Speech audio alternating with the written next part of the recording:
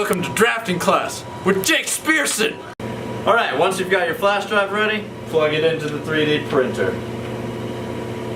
Alright, you're going to select your print option and USB storage.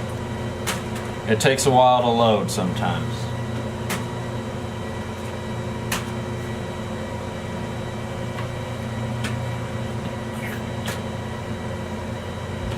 Then you're going to scroll down to the model that you would like to print and select it.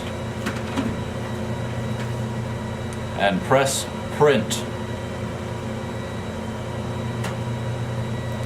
Once the extruder is all heated up, you should see a line begin at the start of the print plate. That is when you know the print will begin happening.